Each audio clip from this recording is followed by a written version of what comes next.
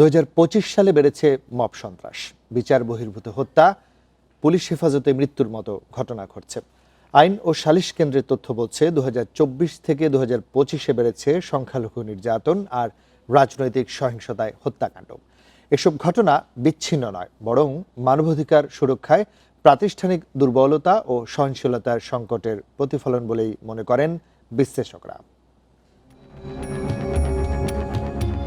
4 জানুয়ারি রাত 10টা রাজধানীর বসুন্ধরা আবাসিক এলাকায় মোটরসাইকেলের সঙ্গে প্রাইভেট কারের ধাক্কা লাগাকে কেন্দ্র করে নাইম কিবরিয়া নামের এক শিক্ষানবিশ আইনজীবীকে মব তৈরি করে পিটিয়ে হত্যা করা হয়।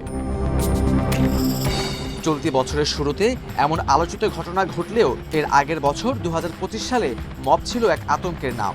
আইন ও সালিশ কেন্দ্র বলছে, গত বছর গণপিটুনি বা মব সন্ত্রাসের শিকার হয়ে প্রাণ গেছে 197 জনের। অন্যদিকে 2024 সালে নিহত হয়েছিলেন 128 জন। 2025 সালে দেশে বেড়েছে কথিত বিচার বহির্ভূত হত্যাকাণ্ডের ঘটনাও।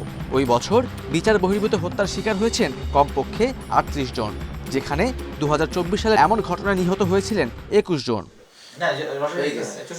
মব নিয়ন্ত্রণ পুলিশের জন্য চ্যালেঞ্জ, তবে সর্বোচ্চ চেষ্টা চলছে বলে দাবি বাহিনীটির। আমরা বিশেষ করে এই মব সন্ত্রাসের বিষয়ে আমরা তাৎক্ষণিক ব্যবস্থা নিই, আর যদি আগাম কোনো গোয়েন্দা তথ্য থাকে আমরা সাথে সাথে ব্যবস্থা নিই। আশা করি এই বিষয়ে পুলিশের এবং সক্ষমতা রয়েছে। তবে যেটা হয়, মূল সমস্যা তাৎক্ষণিক একটা বড় ধরনের জনসমাবেশ তৈরি হয়, তখন আমাদের রেসপন্স করতে গেলে একটা ব্যাকআপ টিম ওখানে হয়তো বা পরবর্তীতে যায়। কোনো দেশে বড় ধরনের গণ আন্দোলনে সরকার পতনের পর নানা অনিয়ম দেখা দেয়, যার প্রভাব বাংলাদেশেও পড়েছে। তবে মব সন্ত্রাস সহ মানবাধিকার লঙ্ঘনে নানা ঘটনা কমাতে না পারা এই সরকারের ব্যর্থতা বলে মত মানবাধিকার কর্মীদের। এই যে সামগ্রিক যে পরিস্থিতি মানবাধিকার, এই পরিস্থিতিকে কোনোভাবেই বলা যাবে না যে